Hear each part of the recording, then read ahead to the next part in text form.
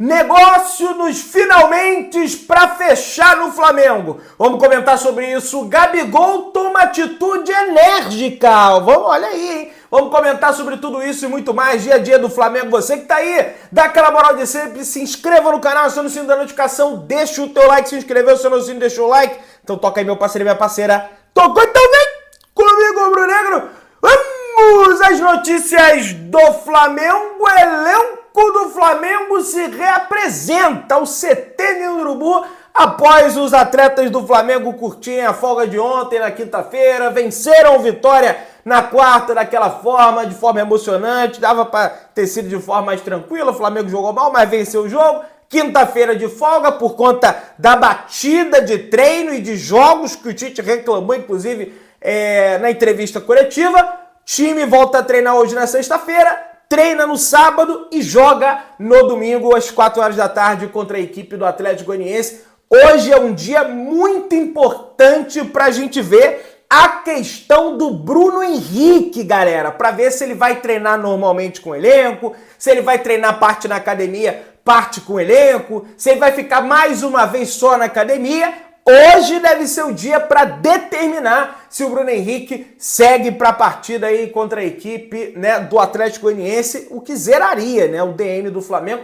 Nesse momento, se não me falha a memória, é claro, só o Bruno Henrique está no departamento médico do Mengão, beleza? Everton Cebolinha adota medida particular para acelerar a recuperação após as partidas do Flamengo. O Flamengo levou um susto no último jogo da quarta-feira, né, que o Flamengo venceu a Vitória, com Everton Cebolinha recebendo tratamento na coxa direita após ser substituído. O atacante começou a partida contra o Vitória e deixou o gramado no segundo tempo. Todo mundo ficou preocupado com essa situação. Ontem, na quinta-feira, não teve treino no CT Ninho do Urubu, em meio à folga do elenco. O ponta esquerda deu sequência à recuperação física em casa, de forma individual. O atleta publicou um vídeo nas suas redes sociais. A empresa contratada pelo Everton Cebolinha expõe uma parte do processo de aceleração e recuperação física do atleta. A reportagem do Coluna do Flamengo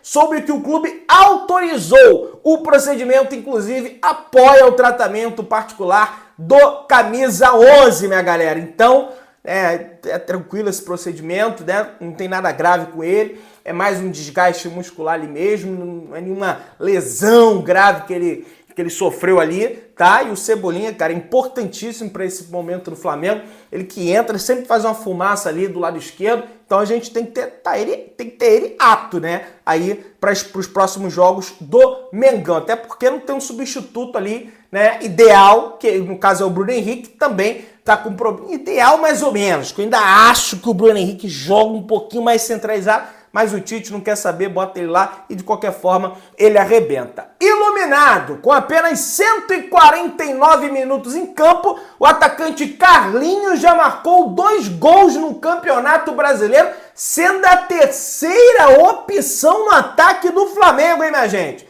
A título de comparação, o Cano do Fluminense e o Yuri Alberto do Corinthians, titulares das suas equipes, possuem mais de 1000 minutos em campo e tem a mesma quantidade de gols que o atacante rubro-negro, o Carlinhos. Então a temporada do Carlinhos no Campeonato Brasileiro com apenas 149 minutos é melhor que a temporada do Cano e do Yuri Alberto com 1000 minutos somados, sendo titulares das suas respectivas equipes. Fluminense e Corinthians. Informa aí, quem fez esse levantamento foi a grande Mônica Alves do Coluna do Flamengo. O Carlinhos, né, o Flá TV soltou os bastidores ali da vitória do Flamengo. Sempre que o Flamengo vence, a Flá TV solta esses bastidores. O Carlinhos comentou sobre a sua comemoração, né, que ele bota a mão aqui, né, e olha pra cima ali, e ele falou sobre isso.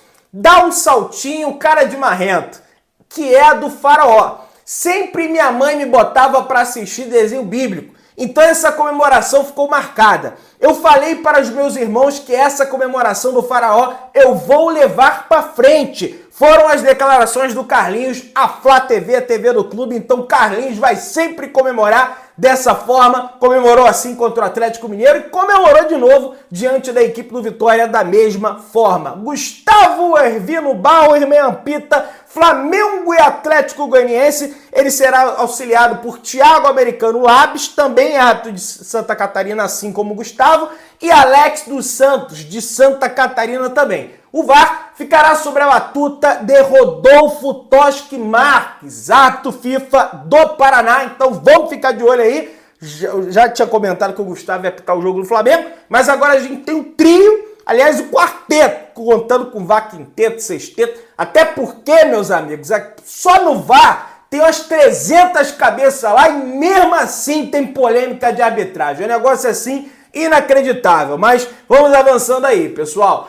Dirigente do Flamengo, Cacau Cota, publicou nas suas redes sociais: sim, teremos mais bandeiras e material para as torcidas não punidas do Flamengo nas arquibancadas, minha galera. Pois é, vai ter mais bandeira, vai ter mais material para as torcidas do Flamengo. Isso é muito importante nesse momento, independente de quem foi a ação, foi do Diogo Lemos, foi do Cacau Cota, enfim, o Diogo Lemos agora é o cara que é responsável pelas relações externas, mas o Cacau também está envolvido nessa situação. Independente que o Flamengo consiga angariar esse apoio, né? Seja ele na arquibancada, né? Para apoiar o time dentro do campo, para que o Flamengo faça valer o seu mundo de campo e vença a equipe do Atlético Goianiense. Pô, mas precisa disso tudo para vencer o Atlético Goianiense, Pedrão? Do jeito que o Flamengo tá jogando aí, meu filho. A torcida tem que dar uma contribuída também, porque olha, eu vou te contar a história, mas vamos até rimou, inclusive.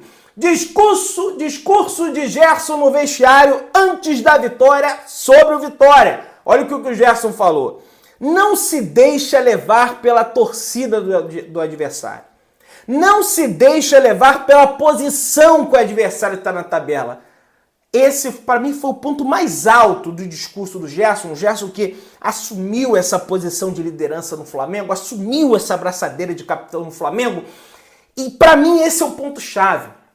O Flamengo, os jogadores do Flamengo se deixam levar. Porque pega um time ali mais brabo de enfrentar, que é Palmeiras, que é Atlético Mineiro fora, o Flamengo joga de um jeito. Aí pega time pequeno, o Cuiabá, eu falo time pequeno mesmo, com todo respeito a dizer que aqui não tem titês, entendeu? Nada contra o Tite, mas esse papo do Tite de que todos os times são lindos, maravilhosos, não existe isso. O Flamengo enfrenta equipes pequenas pro seu tamanho e o Flamengo tem dificuldade. Na minha visão, lógico, tem a questão do Tite, mas tem também salto alto. E isso precisa ser corrigido. Porque campeonato brasileiro, o campeão é aquele que ganha de todos os pequenos. É aquele que não perde ponto para pequeno. Porque os grandes vão trocar pontos. É normal. Agora, nos pequenos, tem que ganhar, velho. Não pode dar mole. E o Flamengo deu mole. Mas vamos avançar aí, pessoal. Presidente do Atlético Goianiense ataca a arbitragem antes do duelo contra a equipe do Flamengo. Eu conheço esse modus operandi. Esse senhor, né, o Adson Batista, que é presidente do Atlético Goianiense, lá na primeira rodada lá atrás, disse que o Flamengo roubou lá dentro do Serra Dourada. Ele falou essas palavras e agora já começa a reclamar de arbitragem.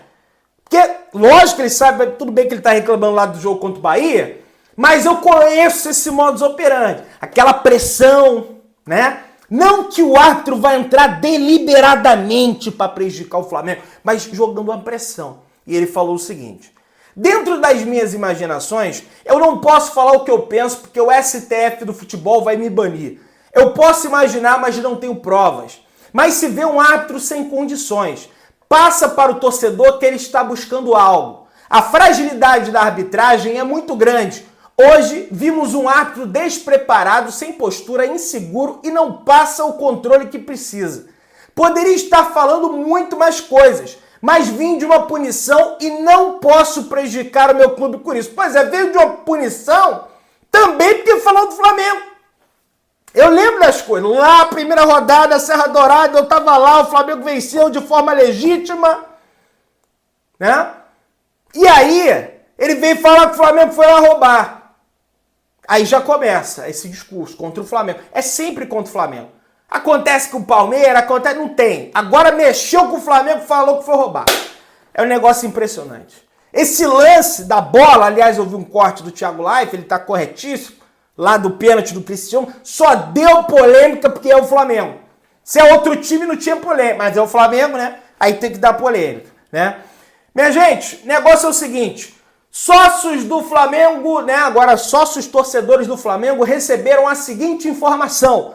O Flamengo adotará um plano de segurança ainda maior para o jogo contra a equipe do Palmeiras no estádio Mário Filho, no estádio do Maracanã, jogo válido pelo confronto de ida das oitavas de final da Copa do Brasil.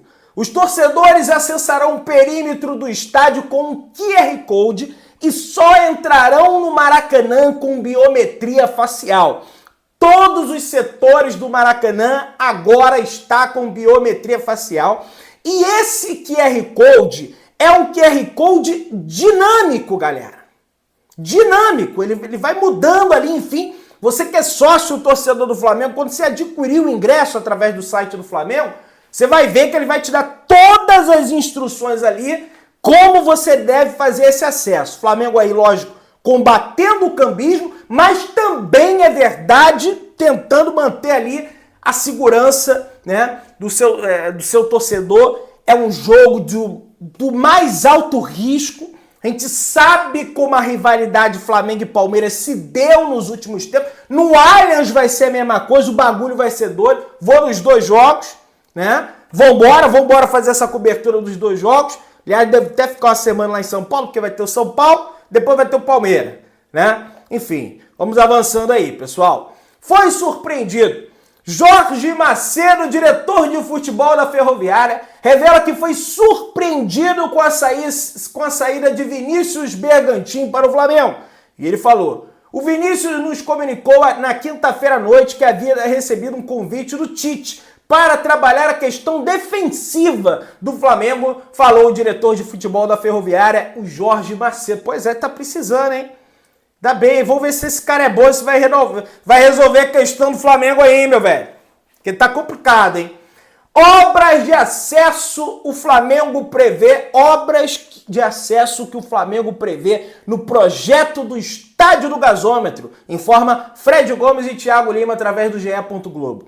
Estudo de viabilidade técnica projeta construções de passarelas, túnel e ciclovias, por exemplo. Olha aí, minha gente. O Flamengo, lógico, aguarda o leilão do próximo dia 31 para efetuar a compra do terreno do gasômetro e assim poder construir o seu tão sonhado estádio. Mas além da arena em si, calculada para uma capacidade de mais ou menos 70 mil pessoas, o clube também projetou diversas obras que vão impactar a região para melhorar o acesso dos torcedores em dias de jogos, como por exemplo, passarelas, túneis, ciclovias, terão ciclofaixas, para que o torcedor do Flamengo ali, quem sabe mora por ali, vai de bicicleta, quem sabe um bicicletário também para guardar a bicicleta, tem que ter um lugar, né, evidente, para guardar a bicicleta, né? Essas obras estão previstas no estudo de viabilidade técnica feito por Flamengo junto à consultoria Arena Eventos mais Venus, que é assim que se fala, falei brasileirês, português mesmo, e que foi divulgado primeiramente pelo site Mundo Rubro Negro ontem, na quinta-feira. O GE também teve acesso ao documento de 109 páginas que foi usado pelo clube para apresentar o projeto nas reuniões com a prefeitura da cidade do Rio de Janeiro. O estudo estima que 24.500 torcedores usarão transportes individuais para ir ao estádio, como carro, moto, táxi, veículos de aplicativo, para acessar o estádio em dias de jogos.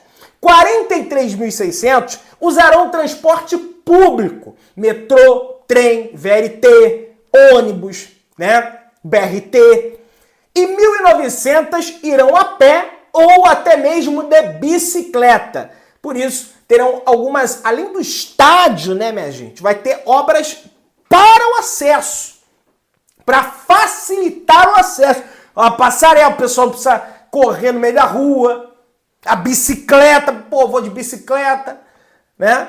Um túnel para passar por debaixo para não correr no meio da rua, né? Essa situação toda, aliás, o material completo tá lá no site do GE, Se você quiser conferir, vai lá que você vai ver até as imagens ilustrativas lá do projeto. Eu não vou falar aqui, senão são 109 pais, meu amigo. A gente vai ficar aqui até amanhã de manhã já é, né? Já é de manhã, pode ser. Mas vamos ficar até a hora do almoço aí. Mas vamos lá, pessoal. Ainda sem assinar a renovação no Flamengo, Lohan voltou a brilhar no Sub-20 com o Mundial no horizonte. Meio atacante foi destaque na vitória sobre o Botafogo e deve jogar contra a equipe do Olympiacos no próximo dia 24 de agosto, na grande finalíssima do Mundial de Clubes Sub-20, que será no Maracanã. Vai ter, lógico, a nossa cobertura aqui, informação do Fred Gomes e também do jornalista Thiago Lima.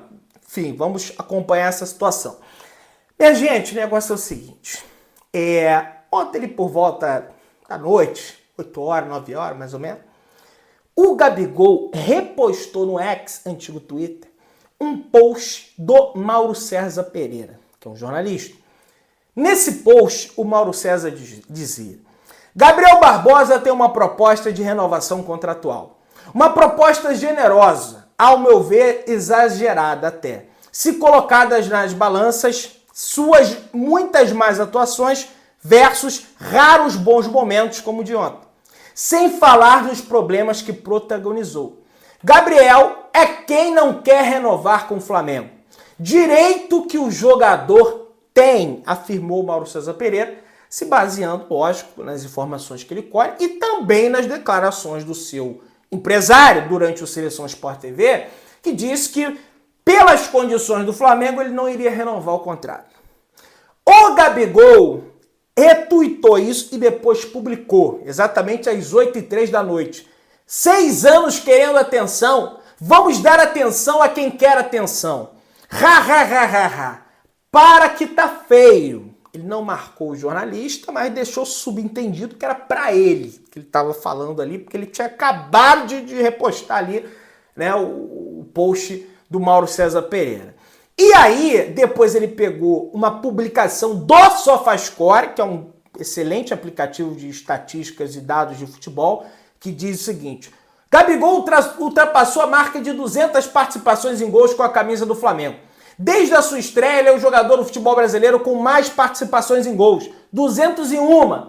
E ele escreveu: briga contra isso aí, comprado. E botou um emojizinho ali, o Gabriel Barbosa, o Gabigol.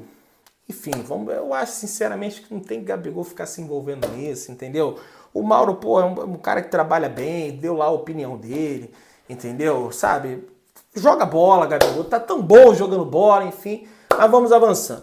Matheus Gonçalves está muito próximo de ser vendido para a equipe do Red Bull Bragantino. Negociação com o Flamengo está bem avançada, segundo o jornalista Vene Casagrande. Portanto, a negociação está nos finalmente e tudo indica, não está cravado, não está assinado, lógico, mas tudo indica que Matheus Gonçalves será jogador da equipe do Red Bull Bragantino. E se isso acontecer, para mim, isso é um grandíssimo erro. O Vene também traz a informação que diz o seguinte: Claudinho e seus agentes, em mais uma reunião com o Zenit, rechaçaram a renovação de contrato. E o Meia manteve o desejo de se transferir para o Flamengo. A diretoria insiste na contratação, mas esbarra no jogo duro dos russos, que em um momento chegaram a aceitar a venda pelos 18 milhões de euros, no entanto, depois recuaram, fazendo novas exigências, portanto, a negociação continua. Segundo o próprio, Flamengo entende que seu fluxo de caixa no momento não permite atender a exigência do Zenit de pagar os 18 milhões de euros por Claudinho em 3 parcelas. A negociação está nesse entrave. Você que está aí, dá aquela moral de sempre, se inscreva no canal, acione o sininho da notificação, deixa o teu like, tamo juntão, saudações rubro-negras.